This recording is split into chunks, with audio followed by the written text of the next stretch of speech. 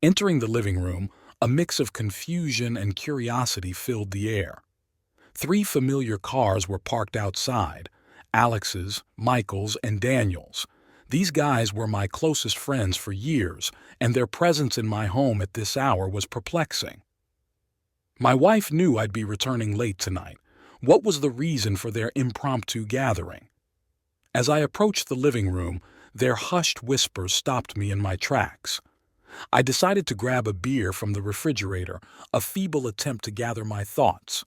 The clinking sound of the bottle opener seemed to punctuate the tension in the room. Taking a deep breath, I entered the space. There she was, my wife, sitting between Alex and Daniel on the couch, and Michael in a chair nearby. A nod of acknowledgement passed between Michael and me as I took my place in another chair, ice shifting between them all. "Have supper?" I asked casually, trying to break the ice. Their exchanged glances held a weight that left me uneasy. Emily, my wife, finally mustered the courage to break the silence. "I'm sorry about this, Mark, but we need to discuss this openly," she began, her voice tinged with regret. "It's killing me to keep this a secret from you, and the guys are feeling dissatisfied with the time I can give them," she went on, expressing her love for me and her hopes for our future together. But then came the revelation that hit me like a cold wave. "I'd been having sex with Alex, Michael, and Daniel for the last year," she admitted, her words hanging in the air. My reaction? Silence. I took a sip of beer, trying to process the bombshell she just dropped. As she continued, the details unfolded: encounters, secrets, and a system to keep me unsuspecting. I sat there, beer in hand, grappling with a reality I never saw coming. My mind was reeling from the bombshells, dropping one after another. My wife, Emily, confessing to a year-long affair with my three best friends, Alex, Michael, and Daniel. The shock turned into disbelief as Emily outlined her desires for our future, a future that involved her continuing these relations with my friends while still being married to me. As Emily finished her unconventional proposal, I couldn't help but express my discontent. "Well, Emily, I can't say I'm happy to find out you're cheating on me with three of my friends, and I certainly didn't expect this betrayal from them. Is this your way of telling me you want a divorce?" Emily's response caught me off guard. "Oh no, Mark, I want children and to grow old together. I don't want a divorce. What I want is for you to accept this arrangement so we can move forward. We'll still act like a married couple, and in a few months we can work towards having our first child. Everything will go as usual, except that several times a week the guys will come and have sex with me. Maybe you can even join us sometimes." I decided it was time to intervene. "Enough," I said. "This is not something I can just accept without a fight. What do your wives think about this? Do they know?" "Oh, Alex, the lawyer of the group," responded confidently. "Our wives don't know anything about this and they won't find out. I swear, if you say a word about this, I will destroy you." I looked at Emily and asked, "Is this really what you want?" Emily nodded and Alex continued outlining the plan. She made it clear that their secret escapades would continue and our lives would seemingly proceed as normal, with occasional interruptions for their encounters.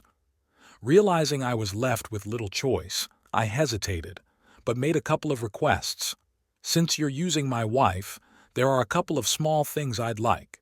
First, don't use our bed, use the guest room. And second, our bedroom and bathroom are off limits." Alex smirked triumphantly, seemingly willing to grant these requests. As the bizarre agreement took shape, I couldn't help but feel a sense of resignation, knowing my life was about to take a turn into uncharted territory. The room fell silent as I asserted my boundaries, making it clear that I wanted to be informed of their activities and have the freedom to plan my own absence during their encounters. The unusual negotiation continued, with the agreement that they would give me half an hour to leave, suggesting I get a motel room for the night. As I headed to my bedroom to make a phone call, Their conversation echoed through the house. To my surprise, they seemed relieved and even amused by the turn of events. Returning to the living room, I made a call to Sarah, Alex's wife, to inform her of their night plans. Yes, Sarah. They said they would be here all night. I was thinking about your house, but Alex suggested a motel room. I relayed the information. Sarah's response was unexpected. Top class. Wonderful. I'm thinking about the presidential suite. Call Evie and Jessica and ask them to meet us there. The revelation hung heavy in the air, a sudden turn of events that left everyone in the room stunned. I calmly shared that their husbands had known about their exploits with Emily for the past 6 months, and not only were they aware, but they had also been having their own affairs with me. While you were having sex with my wife, I was having sex with your wives, I stated matter-of-factly, revealing the intricate web of deceit that had woven its way through our lives. The shock on their faces mirrored the disbelief I had experienced moments earlier.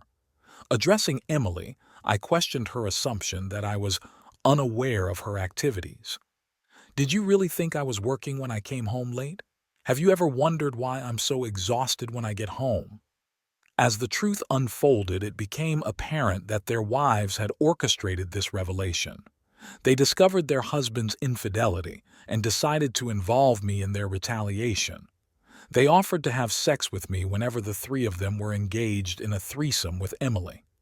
Turning to face my former friends, I dropped another bombshell. You didn't know your wives were bisexual, did you? They started having sex with each other when they found out about your deception. I emphasized the futility of attempting revenge or seeking a divorce, revealing the existence of photos and videos in a private investigator's report that would tear them apart. I dismissed any concerns about Emily divorcing me, confident that the fallout would be minimal. Before leaving, I proposed another agreement: no DNA testing on any future children. With a final farewell, I walked out the door, leaving behind a room full of shock and disbelief. As I made my way, I contemplated the potential consequences of the day's revelations.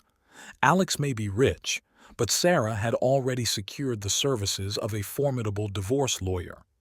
With a mental shrug, I left them behind, heading into a night filled with uncertainty and the company of 3 women seeking satisfaction.